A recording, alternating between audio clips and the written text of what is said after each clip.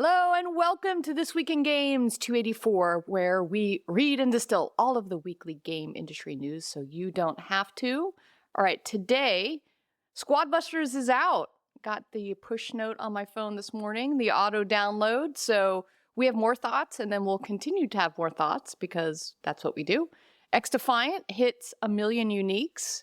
That brings Phil so much joy. There's an update. Well, there's more than that. Well, you didn't update me. That was what was in here. Okay, more than 1 million updates, or more than 1 million uniques. Who does Fall Guys better than Fall Guys? I think we're going to go through all of the, what is that, a party mode? I don't even know what to call those. Party mode games. Sonic Guys, Laura wants to chime in. And get ready for Summer Games Fest. That's coming next week on June 7th. So hi, I am Jen Donahoe, Strategic Marketing Consultant at Beta.ai and Jade Inferno. Today we have on our illustrious panel, Phillip Black, game economist at Game Economist Consulting. Hey. Eric Kress, principal at Gossamer Consulting Group and fan of basketball. What up, punks? And in for Mishka today is Laura Taranto, Senior Director of Product at Big Fish Games, Queen of Product Deep Dives. Oh, crap, we need to do another one. We haven't done one in a while. I'm waiting on you. Oh, I am now fully engaged with Gossip Harbor. I think I'm at level 32, and I've spent maybe $25 at least. That's it? Well, you have a while it's getting it's going up. It's going up. You're like minnow nuts. You're whale nuts.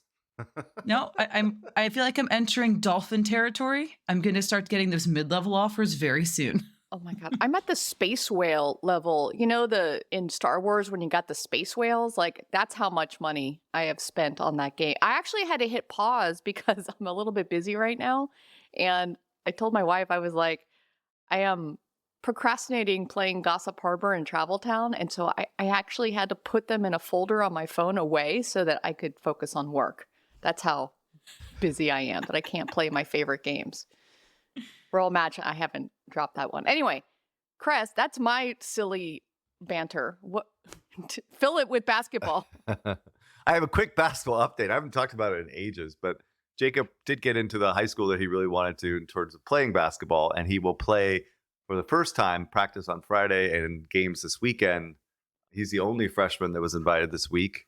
So excited for him, but a little bit bittersweet in some sense because it is time to let the fuck go, right? He's got to do his own shit now, right? You know, parents are not welcome in practices anymore. I have to sit in the sidelines, literally and figuratively. I can still scream at the refs, of course. That's always allowed. But yeah, time for him to go. He's like 6'2", 185. Yeah, he's going to do his own thing. He did the whole high school thing this weekend. He was gone literally for 48 hours. We just didn't see him. But yeah, anyway, it's happening. So that's a quick update. Yeah. The little chicken's fleeing the nest, just like, what's the guy's name who does the chicken in the Squad Busters? Oh, Ken Jeong. Ken Jeong. Yeah. He's just like the little chicken, like, flying away. Eric, if you need a new hobby, you can come play Gossip Harbor with us. Oh my Lord. Shoot me. Yell at the refs. You can be a Redditor. Yell at the developers. All right, Laura, you have anything going on? Okay, so the only thing I have been playing, I'm a big Paper Mario fan, and I have to, Adam, I'm sorry in advance. Anytime I bring up Nintendo, he always writes to me, stop sounding like such a Nintendo fangirl. But I did start playing Paper Mario Thousand Year Door, which is a remake from the 2004 GameCube game. Loving it so far, still early, same thing, super busy. I'm like picking it up here and there, playing Gossip Harbor, then Paper Mario. Really, really enjoying it. I was hoping to pull some unit sale numbers, but I didn't get a chance to before this recording. So I'll send it to y'all in one of the future ones so you can hopefully talk about how great it's doing. I think it deserves it. By the way, it's fucking Mario. It's not Mario. Yeah. It's Mario. She's Italian. She's Italian. I think you can excuse it. She's Italian. I'm not giving her a pass on this. I'm not giving her a pass on this one. It's the Jersey pronunciation. I see. Those are fighting words. I'm from New York City. Okay, I mean, you can take the New York one. Yes, we did a Squad Busters podcast. I wrote a piece on it. I've been sitting on it for way too long. This game has been in my head for way too long. Hopefully I can get rid of it Probably not by next week. We'll probably be covering it for a couple of weeks. But I spent a lot of time with the game, and the podcast was a lot of fun. It was with Mishka and Matthew. Matthew, who you guys know, is from Turbine Consulting. He's a really smart guy in and of himself. We shoot the shit a lot. It was an absolute blast. Check out the piece if you get a moment. If not, just play the game and let us know your thoughts. Let's get the conversation on this one going. This one's interesting. I started to listen, and then I realized that I would rather watch. So I paused halfway through, because it is very difficult to talk about all of the stuff going on the screen. And then that's what you said. You're like, it's actually very difficult to play because there's so much stuff going on the screen. But I thought you guys had a lot of really great insights. So well done.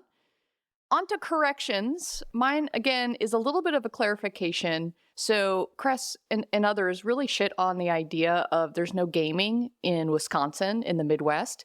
This came up because I was talking to Midwest Games, who's an indie publisher in Wisconsin. And so he provided me a list of the companies that are in Madison, which is really impressive. So I'm going to read them very quickly. From a live service standpoint, Raven, who does Call of Duty, Respawn, who does Apex, PUBG Corp, ZeniMax, who is part of Bethesda that does Elder Scrolls Online, Pure Blue, who does Disney Heroes, and then he gave me a bunch of others. Lost Boys Interactive, Epic has a small office, Big Mode, who publishes Animal Well, which is that indie hit. Hold on a minute. These are are all not support studios. These are support studios. Yes, these aren't dev teams. Well, that's how you move up the production chain, though, to be fair. That's how you move into higher and higher tier goods. This is how you start. You start with outsourcing, and then you start to make your own stuff. Capital and talent start to flow. I will give credit on this one. This deserves a correction. We laughed, and we shouldn't have. This is like the Bush Leagues, dude. The Bush Leagues in Wisconsin. What? You got to start somewhere. You got to start somewhere. This is how you do it. This is like the G League, dude. This is the G League. Anyway, all right. How many employees do you think this is? Oh, I don't know. Oh, I don't know. Thousands. I think that's the important metric. Is how many? Maybe 1,000. What's that count? Yeah, okay, that's nothing. Never mind. I don't know. That's the Ubisoft bench right there. Yeah, exactly. If seven guys in a forest in Finland can make stumble guys, then why don't we give little Madison, Wisconsin? And I'm from Texas, by the way, so I have no affiliation with the cheeseheads that live in Wisconsin. Let me explain cheeseheads for our European audience. They make a lot of cheese in Wisconsin, and then the American football team, they wear cheese on their head, the fans. I don't know why. I'm a Cowboy fan, so I've never understood them. But okay, anyway, let's get to the next one. Comparing it to Finland is kind of ridiculous. I mean, the per capita game development in Finland is insane, right? So, all right, let's move on. Oh, so this is a Mishka correction. Ubisoft bench. He implied that there were thousands of people sitting in an office doing fuck all in between projects at Ubisoft. And we had I don't know who this guy is, but anyway, he was an expert who said, no, the team is thousands. The bench is between like 200 and 300. You know, about 10% of the workforce is sitting on the bench waiting for new projects. And those people are actually getting training on new tools and technology, improving their skills. So they're not sitting idle. They're actually doing something. That is actually, by the way, his story is more consistent with what I've heard. I don't know why I let Mishka go on that, but I don't know where he got that information, but he was wrong. Okay, moving on. All right. Going into some of the quick hits, Epic Games has said it'll launch its game store and Fortnite on iOS in the UK next year. So the UK passed a law similar to the DMA in Europe. So remember Brexit, everyone. So the UK is not part of the EU. And so that's why it's kind of separated from what's going on with the EU DMA laws. So on X, on Twitter, Tim Sweeney added, you know, obviously with this free Fortnite status, now returning to UK in 25, returning to the EU in 24, the battle rages on to lift Apple's digital iron curtain from the US, Australia, Japan, Korea, Brazil, and the rest of the world. Yeah, you know, I love you, right? But what? Dude, that was like the shittiest read of that statement I've ever heard, right? What do you mean? No, he says, the battle rages on to lift Apple's digital iron curtain from the US, Australia, Japan, Korea, Brazil, and the rest of the free world. Like, that's what he said. You said it like I don't know, you were like reading a recipe, dude. You gotta like get some enunciation going on. He's like throwing it out the gauntlet right now. It's like, fuck you, okay. Apple. We're gonna fucking take it to you in any place in the world, right? Anyway, all right. So now we're journalists and we're dramatic readers? Okay. That's the way he wrote it. That's not the way I'm not. He writes everything this way. He's always yelling. He's always yelling. He's always screaming. It might as well be all caps. All right. All right.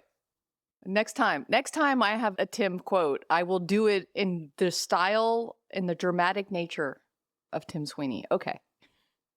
All right, next week, Summer Game Fest. So that is basically the E3 replacement. So it's on June 7th, Friday of next week. It is going to be broadcast, and it's also in LA if anyone's coming down to LA for that. A lot of people in town for this event because it actually feeds into the next thing. So keeping on the trend of announcing the announce, as GTA did, Activision was like, I want to do that too. So they have confirmed that Call of Duty Black Ops 6 will be officially revealed on June 9th at the Xbox Showcase. So the Xbox Showcase will be part of IGN Live, which is the live event that they're having in LA from June 7th to June 9th. So this is the fan replacement of E3, where they are opening it up and you can go and you can play games and you can do all kinds of stuff. So IGN is trying to, in a sense, give players a place to go. So this is why everyone is in LA. Phil Spencer is going to be here. You know, Laura, Kress, you want to come down? You want to hang out? We can heckle Phil Spencer, during that presentation. I think that would be kind of fun. That sounds great. I have brand marketing question, Jen. This has really bothered me. It's called Call of Duty Black Ops 6. 6 is a letter. If we look at the last Call of Duty Black Ops, it was Black Ops Cold War. We look at one before that, it was Black Ops 4, number. We look at Black Ops 3, it was Roman numeral. 2 was Roman numeral. What is with the inconsistencies in picking a damn name for this game? Good question, actually. Oh, that is a good question. Why didn't they use Roman numerals for 6? What's the issue? What's going on? It's too much like objection. GTA. That would be my heckle. That it's GTA 6 and it's Black Ops 6. Maybe they did some research that found out that no one actually knows what Roman numerals are anymore. That could be. I think the Super Bowl has done a lot for America to understand Roman numerals, though. No, dude, no one pays attention to that shit no more, dude. X what? Maybe like the designers were like, hey, the 6 looks nice and we don't know what to do with the VI. I don't know. I actually have done research in the past on, do you use numbers? Do you use dates like Madden and FIFA use dates, 2024, 2025? Or do you use sub-brands, Black Ops, and then they keep iterating?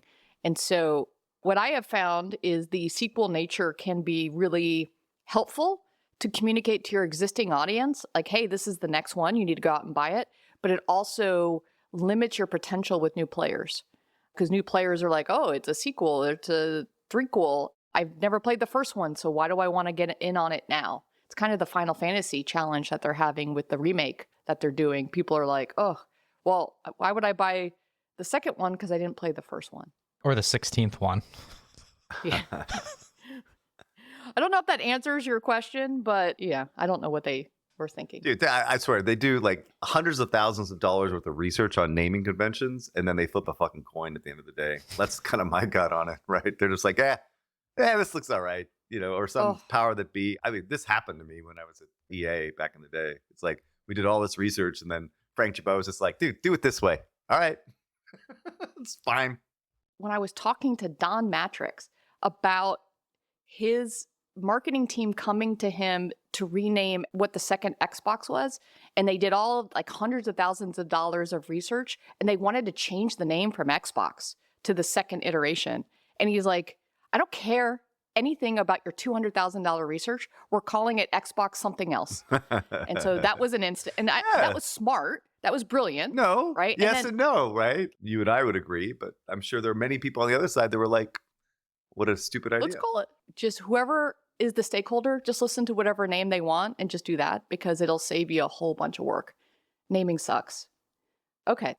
Xsolla's State of Play Spring Edition is out. Here are a few takeaways. Mobile games are half of all games spend in 2023. I think we kind of know that, but good to see data on that. And I love the Gen Alpha trends. It's a roadmap to where we should be going as we place our bets, as what we're doing. 73% of Gen Alpha gamers play games on their phones. And this is up from the 69% of Gen Z folks who play games on their phones. So the phone doesn't suck, everybody. Make games on your phone. And so the collab of the week, we're going to get to this a little bit later because it's the Squad Busters live action teaser trailer and trailer. So good. We'll get to that later. All right, Laura. Investments and M&A. All right, couple quick ones. Atari, our favorite Atari, acquired the Intellivision brand and their portfolio of games for an undisclosed sum. It's part of Atari's ongoing investment in its retro games business. They had some previous acquisitions, Digital Eclipse, Night Dive, except it did not affect the rights to the Amico console, which Intellivision will continue to develop under an Atari license. My favorite, Nintendo, has announced the acquisition of US-based work-for-hire studio Shiver Entertainment, and this is from Embracer. So they got that from the Embracer Group. Again, no, we don't have any numbers. They're hiding all the numbers. Shiver, for those interested, founded in 2013, and they did the ports of Mortal Kombat 1 and Hogwarts Legacy on Nintendo Switch. And I couldn't figure out why that was a big deal. And then I looked it up, and at least Hogwarts Legacy was not an easy port because of the comparison in power between the Switch and then the 9th generation consoles. So the Switch has a lower CPU and GPU power. So they apparently did a very good job with kind of almost like their hands tied behind their back a bit.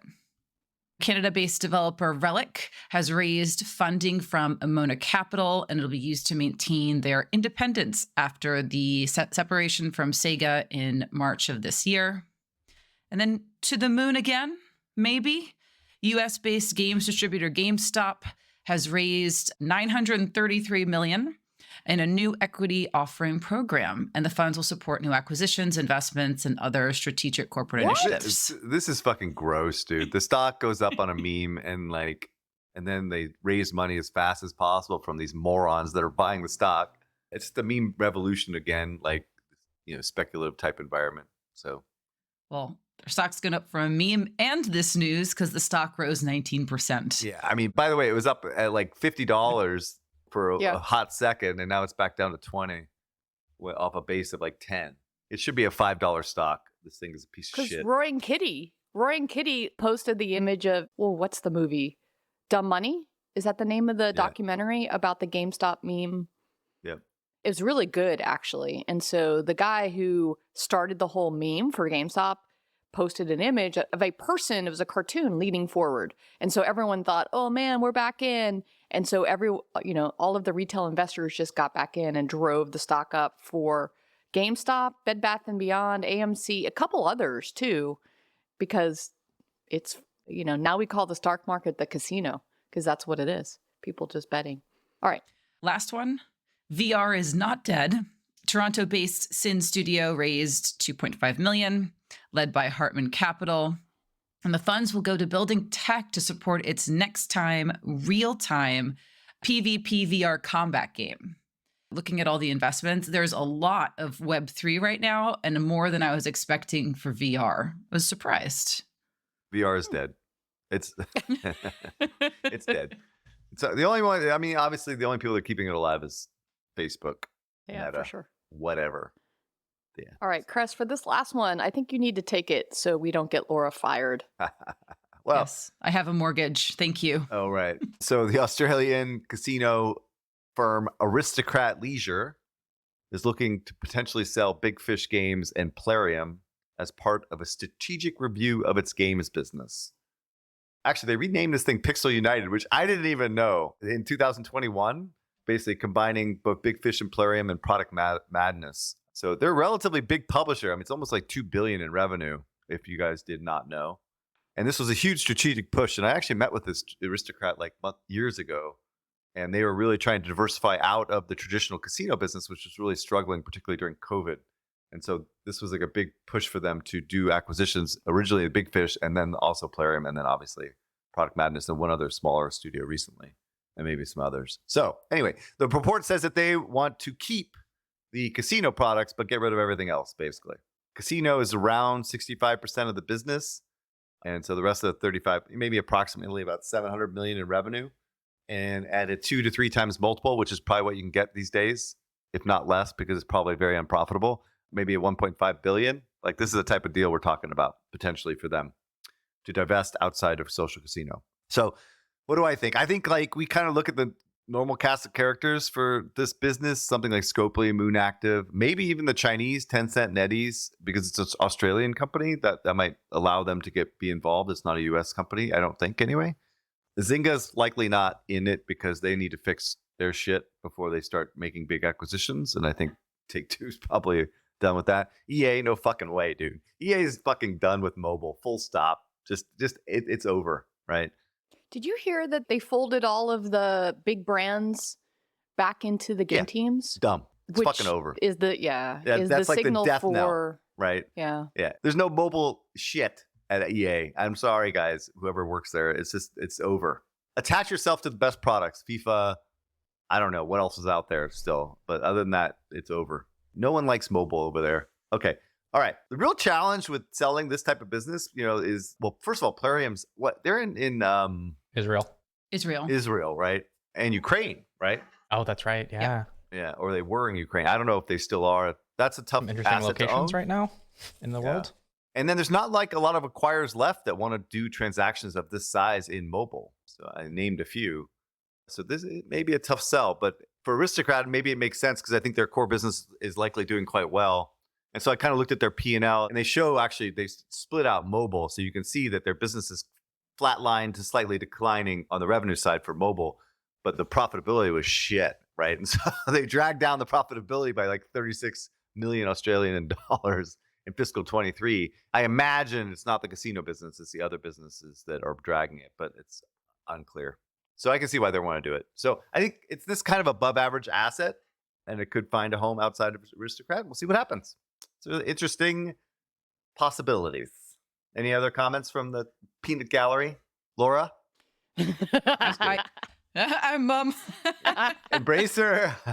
Embracer appoints a new CFO and deputy COO as Johan Ekstrom steps down. It's happening. What is happening? He's stepping down. There it is. Embracer. Executive changes, responsibility, right? I know, but the CEO is still there. He owns all the shares. Fair enough. Well, they're just finding people who are really good at, I guess, restructuring, right? Because it's a different talent that's needed with what they said. They're splitting it up, right? So don't you need a different group of people to do that? By the way, it's a fucking ridiculous split, by the way. It's none of those things are valuable at all, period, end of sentence. All right, moving on. Okay, from mobilegamer.biz. The co-founders of Playrix are the 27th richest people in the UK, according to Sunday Times Rich List. Brothers Igor and Dmitry Buckman have an estimated personal fortune of over $6.3 billion, dude. By the way, Playrix is a private company. They use the shit as their piggy bank. They're just pulling money out of that fucking thing on a yearly basis. Good for them, dude. That is baller, right? They don't need to go public. Dude, they're worth $6.3 billion, dude. I thought you would like this story. Love it. I dropped this in here for you. Gangsters, dude. Gangsters. Love it. All right. On sadder news, the games industry layoffs surpassed 10,000 for 2024 by end of May. We are starting to see some zombie companies too, in terms of companies that are going to be really challenged in the next 6 to 12 months, particularly on the blockchain side, as new products are coming out, but that none of them are really scaling. So there'll be more added to this list, I imagine. Yeah, isn't this 10,000 by end of May more than all of last year? I think is like the stat that I saw. I think that sounds about right. It's just accelerating, which is sad and awful. There's a lot of things funded by VCs that doesn't make sense. So we'll see what happens. All right. Amazon Games is set to publish a AAA open world driving game developed by Maverick Games. That's what the world needs, guys. We need another racing game, right? Like that's a huge market. This is like a 5% of the total AAA market. Actually, far less than that is racing games. And so, but we're going to get another one.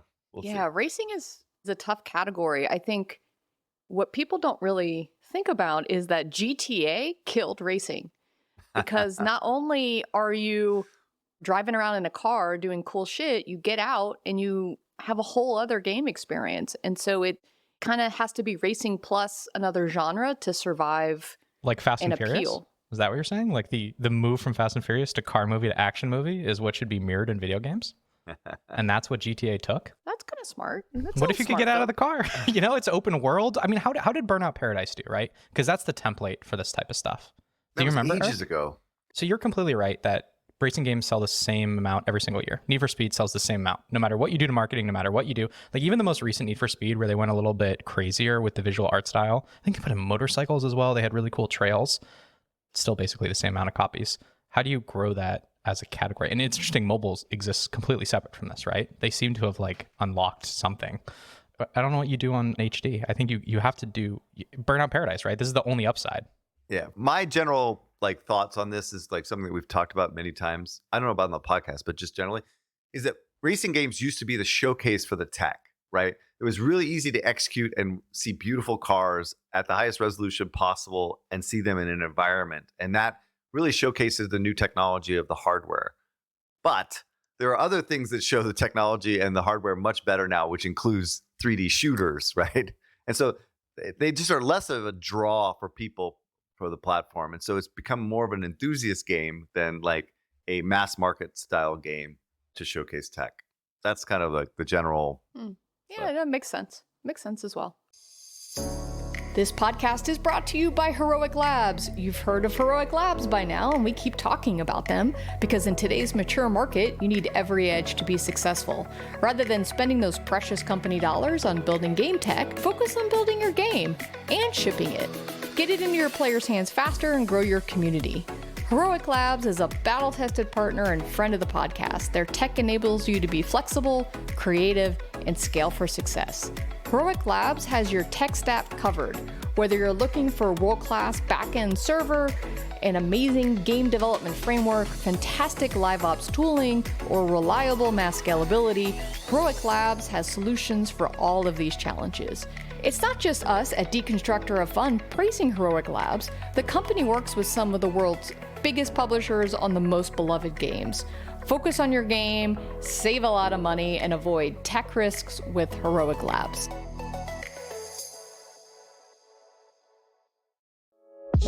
This podcast is brought to you by Data.ai.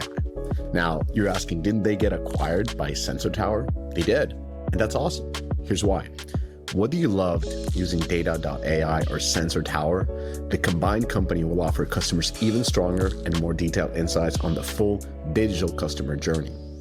Exciting times lie ahead as Sensor Tower and Data.ai join forces. Go to Data.ai or SensorTower.com and get on board with undeniably the best data partner in the business. Now, back to the episode. All right, let's do more games. Phil, take us through what else is going on. There is a new game out today. It is a game that was previously in beta for a really short period of time before it was yanked. We're really excited that it's coming out today. I'm, of course, talking about Multiverses, which is out today from WB Games. If you remember, this was way back in August 2022. We were talking about this last week, and we've covered it beforehand. This is their Super Smash Brothers fighter attempt. So you can play as LeBron James, you can play as Bugs Bunny, and you're going to engage in a somewhat of a Super Smash Brothers-like combat situation. It's out today. It's kind of getting drowned in the Squad Busters press, but let's see how it performs. It's on Steam, so we'll have Steam numbers. It's on EGS as well. Let's see, but congrats to the team for shipping this one out the door. I don't know what changes they've made yet, so it'll be interesting to see what they've done from August 2022 to now to see whether or not they think they finally got this thing ship ready. I don't know if anyone else can say anything about this one, but I was really surprised that this is launching after 2 years. I have a buddy who's associated with this game in a good way, and I'm happy to see more stuff like this, right? The funny thing was, he's like, we get to have Jason from Friday the 13th in the game. And I'm like, how on earth do you do a horror character next to Bugs Bunny, next to, Adventure Time? So they actually kind of pulled it off. He's a tank. It's pretty interesting. So let's see what they do. I wish this was on mobile, to be honest with you. It feels like a great mobile experience, but it's more, HD targeted, which, I don't know. We'll see. Squad Busters also out today. Fuck yeah, let's go. 40 million pre-registrations hit, tons of brand spend. I'm hearing the biggest launch in Supercell history. Buckle in, we're talking about it later. I don't know, does this change the picture for mobile? I don't know, everyone's been really in a stinky mood in this industry since 2024. I'm seeing XDefiant hit numbers. I'm seeing Squad Busters pumping. I'm seeing Monopoly Go going. Multiverses is back from the grave. I don't know, I've seen good, Eric. We've been waiting for content. We've been waiting for new games. It feels like there's been to me at least, especially in politics, sometimes it feels like there's a desert. So I'm like, new stuff? This is great. Last year was the most successful game with the most highest quality hits in forever. But yeah, okay, maybe in the beginning of this year, of 2024, we haven't seen as much kind of newness. So I get that. But from a mobile launch, I think that this is truly going to be the pinnacle of, I mean, every marketer is going to be analyzing their strategy. How do they roll this out? The trailer is amazing. So they actually hit the 40 million pre-reg? They hit the 40 million. At least that's what the thermometer on my phone when I logged in to Squad Busters today said. They launched a tweet, excuse me. So that was a confirmation. Oh, okay, cool. Wow. I projected that, but good on them, right? Like, listen, Supercell needs a win, and I'm glad they're getting it. Yeah, good job, marketing team. multi-billion-dollar company needs a win with like historic franchises. You know who does need a win? Ubisoft. And XDefiant has hit 8 million players in 1 week of gaming. Now, this is from a website called Insider Gaming. I wasn't able to get to a more direct source. It's not on Steam, as we talked about beforehand. It's on Ubisoft Connect. So I can't exactly vouch for this. It seems like a pretty good number. Seems consistent with at least what the vibes with the game are. They also reported that 5 million was the internal first month target. Now, just to be clear, 8 million unique players does not tell us anything about retention. It just tells us about, I would argue, marketing spend and how much of a disaster Ubisoft Connect is. But 8 million is a good start to this game. We'll talk about it a little bit later. The other thing that Ubisoft is doing is they're capitalizing on the success of Rainbow Six Siege, which has been off to a blazing start in 2024. Talk about a U-shape in terms of revenue. If you look at the Steam numbers, active users are way up. They hit historic highs recently. They are launching a subscription service in June that's going to be $10 a month. This will get you the Battle Pass. It's very similar to Fortnite Crew, if any of you are familiar with that. That is a monthly subscription that Epic offers that gives you the Battle Pass in addition to some additional MTX and cosmetic goods. I've always been confused about why mobile and HD games don't make the Battle Pass an actual subscription like this, an automatic recurring charge. This is something that's weirded me out forever. I don't understand why Supercell doesn't do this. I don't understand why no one's running this A/B test. It's really weird to me. I don't think this is going to be successful, but why wouldn't you run this test? This seems obvious.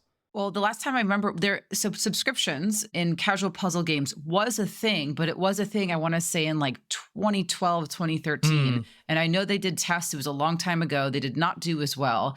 Now, granted, we've learned a lot since then. I think there's been a lot of changes to what we sell. This was like way before anything like battle passes existed. This was things for like you could do a subscription and get like, lives every month. It would be interesting to run that test again now that so much monetization, at least in puzzle and mostly in mobile, has come a long way. No, I'm with you on that. Like, we had a lot of subscriptions in that 2016 to 18 time before battle passes. So I think that's a good call. Why don't you have your experiment group doing that? Come on. We're working on it. We actually are going to be publishing an experiment later this week. We'll probably talk about it next week. I love to run stuff like that. Mobile games company Dream Games has surpassed $3 billion in player spending, with nearly 100% of its revenue coming from its marquee title, Royal Match. This game's on fire too. We haven't been able to cover this one. This one's been growing too. What's with all this IDFA headwinds? No one gives a shit about that anymore. Fingerprinting is surviving. DMA's coming around. Even XDefiant's getting downloads. And not only that, Dungeon Fighter Mobile is out, right? It's become a runway hit on iOS. Now, remember, we don't get good data from Android in China because the market is so fragmented, but we can get decent data on Apple's iOS because, of course, they own distribution. And it has already surpassed the daily revenue of Tencent's two flagship titles, Honor of Kings and Peacekeeper Elite. That, of course, is PUBG. It has done $140 million in total revenue so far. That's an estimate from Nico Partners. I get a little bit of a different estimate for Sensor Tower, and AppMagic had some different ones too. But so far, look at it. It looks like this game, which has been long awaited, almost forever, that's killed it in HD. I mean, if you look at the old super data, this is always in the top 10 global revenue rankings. Finally on mobile, and it looks like it's pulling away in terms of revenue. I am following this one closely. It's definitely one of the bold theses I'm running for both Nexon as well as Tencent. Wuthering Waves launched. It's an open world action RPG. It's similar to Genshin Impact. It's #1 in downloads worldwide. It's developed by Kuro Games, and it was previously they were developer of Publish Grey Raven, which did about over 100 million on iOS alone. This is a multi-platform launch. Let's see if this one sustains. This is supposed to be another shot at Genshin, heavy story based, similar style in terms of art, similar style in terms of graphics, big brand marketing spend. Let's see if they can take a chunk out of Genshin, which, by the way, Genshin's not doing so bad. I don't know. Reports of its death have been greatly exaggerated. No one reported it dead. There's some cannibalization we should talk about. What is the relative impact of cannibalization between Star Rail and Genshin? Square Enix will be shutting down action RPG Dragon Quest Champions and puzzle game Dragon Quest Keshi Keshi in Japan on July 30th and 31st, respectively. Rest in peace, Dragon Quest. May your IP survive. Well, thank you for all of those updates. Why don't we dig in a little bit more to XDefiant, your new favorite game? Although, isn't it just like Call of Duty? Eric, you've been playing this too, right? Only a little bit. Unfortunately, You only played a little bit? I know. Oh, I'm a junkie already. Really? This is So I finally got in the game. We were talking about the technical problems last time.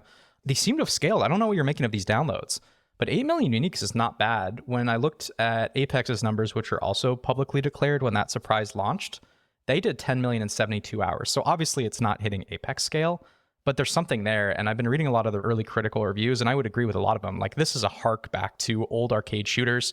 The game feels very quick.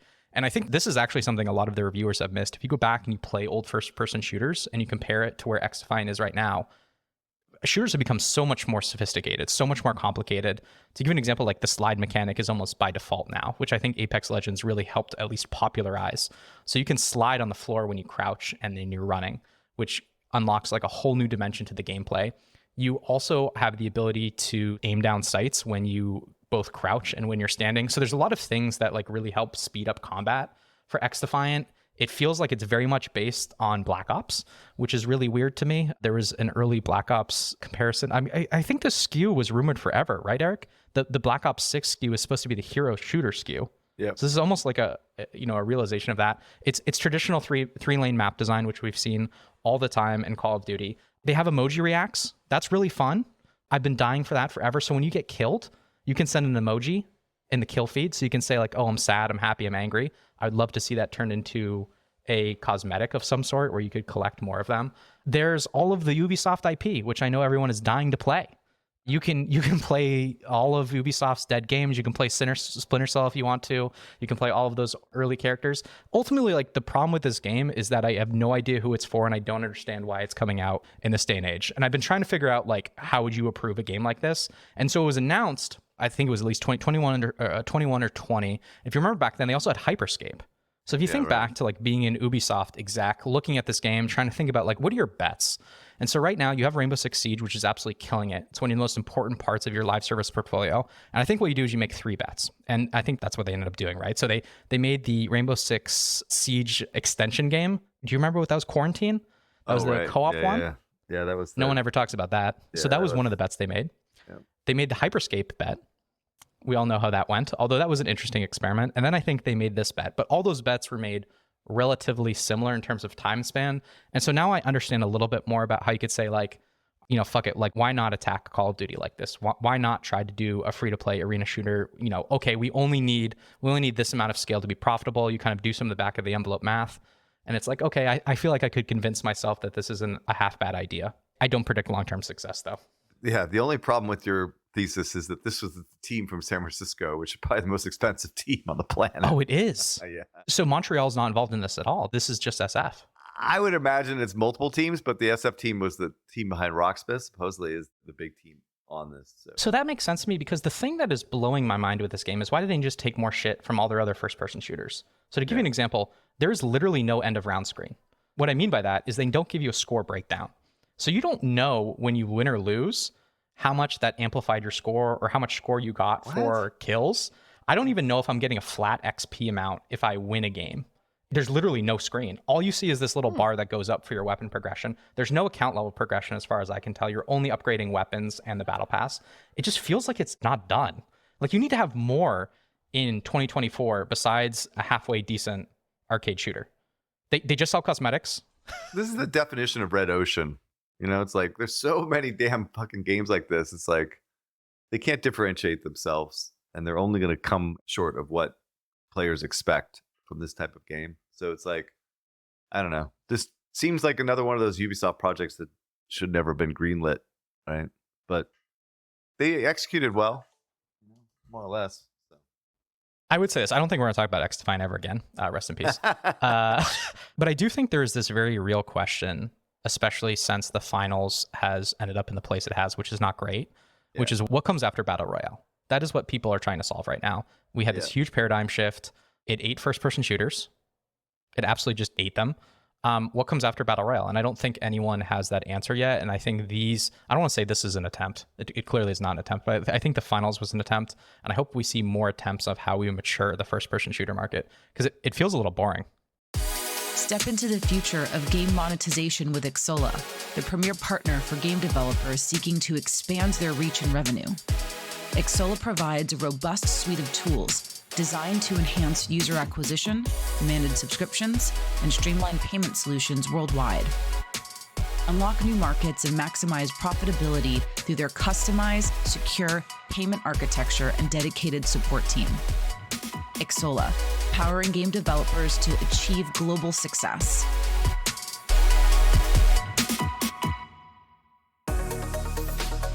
This podcast is brought to you by Appsflyer. In today's digital world, understanding your app's journey from discovery to download is more than just insightful, it's essential. Enter Appsflyer, the leader in mobile attribution and marketing analytics that allows you to measure the full potential of your marketing efforts, making every ad dollar work smarter. With Appsflyer, that's your new reality. Dive deep into data-driven insights that reveal exactly where your users come from and how they'll interact with your app. Appsflyer, where your app's potential meets performance. From boring to the other game that you are in love with. And by the way, this is how you remind me of what I really am. Come on, you've got to watch the trailer for Squad Busters and then go sing that song in your head by Nickelback. Please stop singing. Stop torturing our audience, for Christ's sake. Oh, my I know, Lord. I can't sing. Yes. That's why it's fun. All right, Phil, Squad Buster us. I mean, what more we have to say here? I think this launch trailer is pretty interesting. I'm interested in your take on this, Jen. Like this launch trailer with Chris Helmsworth, all these actors we've been talking, Will Arnett, all these different actors. This just gives me shades of Marvel Snap's celebrity the pack Samuel launch. L. Jackson. But here's the thing: we heard this was negative. We heard not negative from the team, but that it cost a lot of money. And in many ways, Marvel Snap may not be profitable right now because they dump so much money into brand marketing. This to me is exactly where I draw the line in brand marketing. This is where I draw the line. Right here.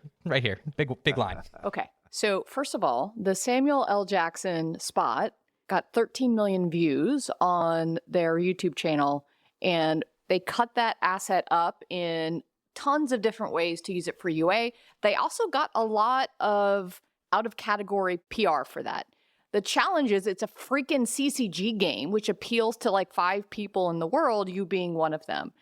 What is different in this particular case is that this is, to your admission, is a bit more of an accessible game that allows more people to come into this. And so by going big, by breaking into the zeitgeist, which is what they're trying to do with this kind of spot, that's the idea of brand marketing and awareness play, is we're going to go beyond gamers. We're going to reach out there and try to attract more and more people, creating a massive, I think in our Slack channel, they talked about the shoot was for 3 days. It's a 5-minute trailer. They're going to use this everywhere in all of their assets. Now, listen, is having Chris Hemsworth, Cam Jong, Christina Ricci, Will Arnett, and Alawi Crivoli, I don't know, the voice of Moana, Laura, help me out on pronunciation. I think it was Auli'i Cavallo. Thank you, because I suck at pronunciation. Having all of those folks, now that is this is an expensive spot and a 3-day shoot. Holy crap. Like I can only imagine that just to make that piece, we're talking between $5 and $7 million. Like I'm just guessing unless $5 and $7 million. That's it. Shit, I would even sign off on that. Just for the production of that spot. So not for Chris Helmsworth's salary. How much does he cost? There's no way that. Each one of them has probably taken $1 million. So what would you sum this up as in terms of total cost to put this together? $5 to $10 million. $5 for the whole thing, salaries, whole kit and caboodle. Yeah, but that's not media. Like paying for That's not media. Okay. I'm just talking about the core production to get that asset done and delivered. Then you have to put media behind it. So there's above the line, which is all the media, and below the line, which is the cost of the ad itself, including a 3-day production shoot and talent. But I think we have the framework though, right? If we know the creative costs 5 to 10, then we evaluate on a creative basis. How much is like the next best creative cost, and how much does the next best creative drive in terms of traffic? Like at least I think we have a framework to figure out whether or not this makes sense. doesn't always work like that. You never quite know what is going to work. So you keep trying to compare performance marketing to brand marketing. So brand marketing is awareness I do, marketing. Because all marketing is performance marketing. I'm going to take one out of Seifert's playbook. Sorry, go ahead. Argue this back. Oh, Jesus Christ. Oh my God, here we go. All right. In a sense, you are always driving something along the funnel, right? So you're trying to get people aware of your game so that they are interested, so that they will try it and then tell their friends about it, right? Like that's moving down through the funnel. And you develop content and assets and parts of your campaign that are specific to each of those phases, because you're not trying to get somebody to take the same action as they move through the funnel. So it's not like I see Chris Hemsworth as the barbarian, which was pretty funny in his Australian accent, and I'm going to go and like download the game right away and tell all my friends. The first thing is like, oh, that's really funny. I want to learn a little bit more about that. I'm going to go click on the page. What is this thing all about?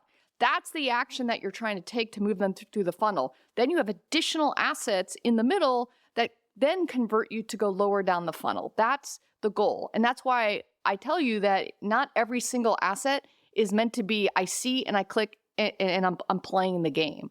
Now, some people might argue that doesn't make sense. Marketing over thousands of years has said that's the formula that we go after, and that's how we do it. I think that's totally fair. I wouldn't say that isn't a viable way to think about marketing. I completely agree with that, right? Like that's why we have trailers and movies. You'd be stupid not to spend any money in like pre-ramping that up. And moving people through the funnel totally makes sense. But at the end of the day, there's a cost to move a person through that entire funnel, and that's UA. And then at the other side of the equation, there's LTV. And I think we have to figure out how much it costs to move someone through that entire funnel. And then ultimately, how much money do we think they're going to be able to make? And I would say when we have situations like this, we still at least have to create the model, even if we can't measure individually each individual part of that funnel and how many people we moved from part A to part B, from part B to part C. Having the funnel, to me, and having the model is really responsible, because I think it enforces discipline and forces us to think about relative costs and benefits. They didn't have to put 10 million into this marketing campaign. They could have done anything they wanted with 10 million. Ultimately, like they want to make return for their capital. And I don't know, was 10 million the best? Maybe. I actually don't know. 10 million actually doesn't seem that bad to me. I might sign on this. Like to your point, like you can use these creatives, you can slice them up, you can use them across anything. Ultimately, like what is the difference in CPIs and LTVs from the users who click on this ad versus the other ones? That's at least one way we can start to attribute some revenue, even if we don't capture some of that early propensity stuff. Sure. Again, you're not going to evaluate this necessarily with a CPI because it's not meant to be that lower level conversion tactic. The other way to look at this is to say, okay, how much revenue do you think that they will get in the year? $1 billion? Like what do you think the first year for Squad Busters is going to be? At least 250 million. That gives Supercell the record year. It's around Brawl Stars. I would have said a bit higher. So 300, all right, 300. So 30 million is 10%. And that's about what you would take to do, some of the production assets. Maybe it's even 5. So then you have 15 million. So the 10 million for this spot, 5 million for some of the other creative that you would develop to support the campaign is probably, like a reasonable assumption in terms of A to S, which is your advertising to sales ratio. Now, a lot of people have different opinions on this, like, oh, it should only be 1%, it should be less. That's just my, back of the envelope math to say that that's the typical amount that you would look at as you're creating your marketing budget. Remember that Scopely came out and said that they spent 25% of the $2 billion on marketing, and that marketing included everything, included cost of production and media itself. That's just how I kind of look at it, and looking at it like that makes a ton of sense. Okay, question, Jen. Do you think this was money better well spent than doing multiple posts from the Kardashians? Because I think the 5 to 10 million is probably about 5 posts from Kim. Which do you think was better? I think I'll take this creative. This is pretty good. Humor is great. Humor is a way to get this audience. There was a moment in the trailer where this guy in the background was holding up a sign, and the sign says, "I am here to appeal to a younger audience." The tongue-in-cheek nature of this is what they need to do to try to break out of just the core gaming market that is their typical fan. They're trying to go bigger, which what Kress says all the time, like how does Xbox, how does PlayStation grow their audience, they have to reach outside of the core audience that buys console games. So it's the same thing here. They want to go beyond their Supercell traditional audience, try to get new people in. That's how they want to grow. I don't think, why does this do that? Because they've always done celebrity stuff. Remember, they had the Liam Neeson Super Bowl ad from way back when for Clash of Clans. They've always had strong brand marketing. Like I remember the early job ads they always had this like South Korean brand marketer position. It was like, do you know about, warthogs and like malls, how that can drive traffic? You're fit for us. Like they've always been on the up and up on this. I don't think this is new for them. But like when you say like we need to reach beyond traditional gamers, I agree. I want to grow the market. But I would say like those marginal gamers, those marginal people they're reaching have low LTVs and high CPIs because they're at the margin by definition. There's a big pool you can already swim in with the gamers we have. Well, they're not ignoring the big pool. They're already getting them with everything that we've already been talking about. Everyone who plays one of their games had a massive pre-registration campaign where they got a bunch of stuff if they went and got Squad Busters. So they have tactics and plans that are actually very, very low cost, if not free, to convert their existing audience into players. And so they've taken all of the money that they got for free. Imagine the conversion that they're going to get on that 40 million pre-regs, and imagine most of those pre-regs came from inside of existing games. So they took that money and put it against, okay, how do we go bigger? How do we grow our audience? And I think it's super smart what they're doing. I think next week, Jen, you should do a side-by-side comparison on views between Supercell collab with Baby Shark versus this. All of their collabs are crushing it. I don't know, if they've got kind of new marketing wisdom going on of like, hey, we need to take ourselves less seriously. We need to partner with other brands. But it all seems to be working and resonating, and their audience is really eating it up. So there's one more aspect I would like to cover in terms of Squad Busters. So we already have the deep dive in terms of podcast, but there was a section that's come up when I've talked to people over and over again, which is cannibalization. And my initial understanding of cannibalization was similar to the one that Eric has mentioned on the podcast beforehand.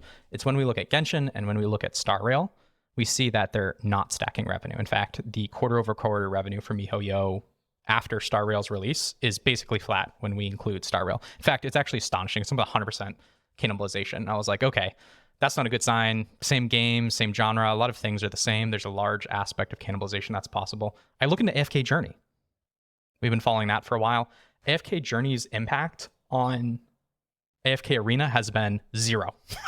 Zero. In fact, AFK Arena may actually be increasing in terms of active users over the same period that AFK Journey has launched. So those are a very different story in terms of cannibalization. And I dove a little bit deeper into the Genshin Star Rail story.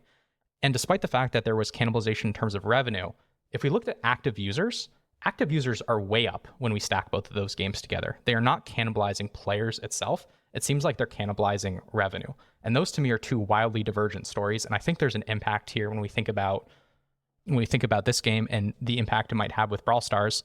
You can't really point to Genshin. Like where are the cannibalization stories that we can point to as this being the case?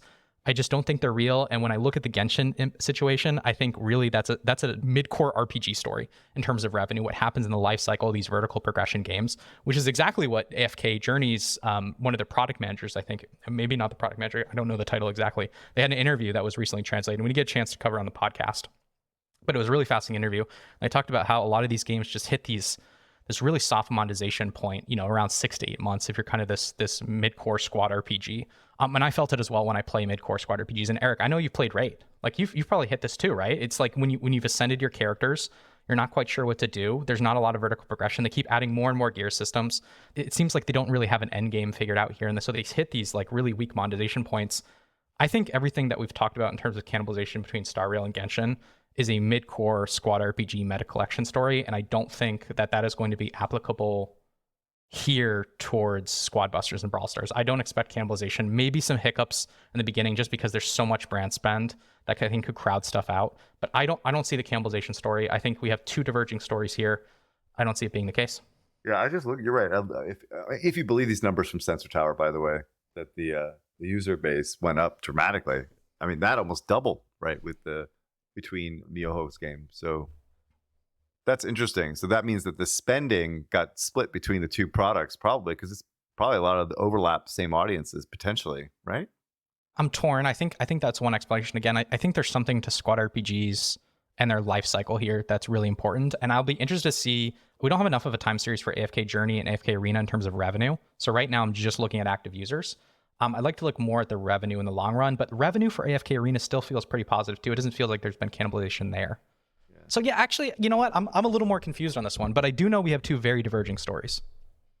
Yes, that I agree. I think they're different genres to some degree. I mean, more or less, this is a reskin. I mean, the Miyoho stuff is just a reskin.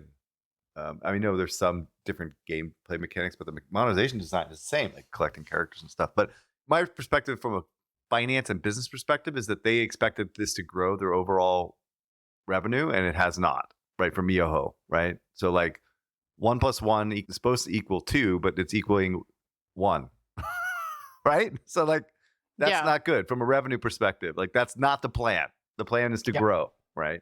So you're right. It may be because squad-based games end up, you get burnt out on spend. We're kind of seeing that, but not really. If you look at like the game, but like it's going to be interesting because again, if it does only monetize at 20 cents per download or $1, the challenge is revenue can go down. If you're moving your audience from one game that monetizes extremely well to a game that doesn't monetize well, that's not good. That's not only cannibalization, that's like destroying revenue, right? I don't know if that's the case. You seem to think that the monetization is going to be strong. Here's the chart that I would share with you, because we do video now. We do video now, right? So we can look at cumulative lifetime revenue across all of Supercell's products. And this was one of the most interesting charts I had pulled when I was doing the Squad Busters piece. And so it tells a very interesting story. The game that has by far killed it across Supercell's portfolio, and it's not even close, has been Clash of Clans. So Clash of Clans is sitting around $7 billion in terms of lifetime revenue after 140 months. And there was really this incredible inflection period from month 20 to month 40 since their launch, right, where they had a crazy S-growth curve period. And when you look at Clash Royale, which is the second performing game in Supercell's portfolio, they've really been struggling. They didn't have this inflection point. I've talked about this beforehand, but like Supercell is really starting like Clash Royale's decline. But then you look at Brawl Stars. Brawl Stars is just like this little. We were talking about how successful it's been. I mean, look at the chart. That's it. That's what 50 million gets you in terms of lifetime revenue.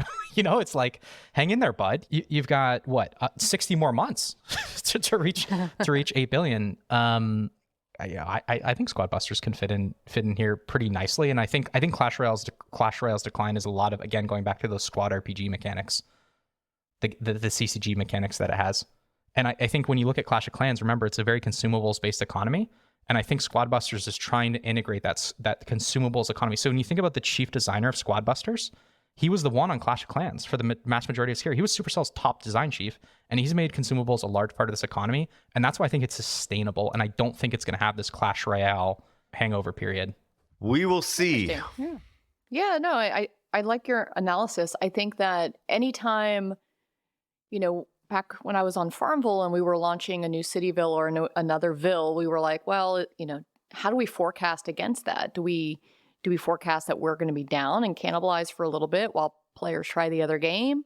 Or do we forecast up because there's more people coming into the overall kind of franchise, or in Supercell's case, like the overall Supercell games are all known, and this one actually showcases the rest of the universe, right? You've got the chicken from Heyday.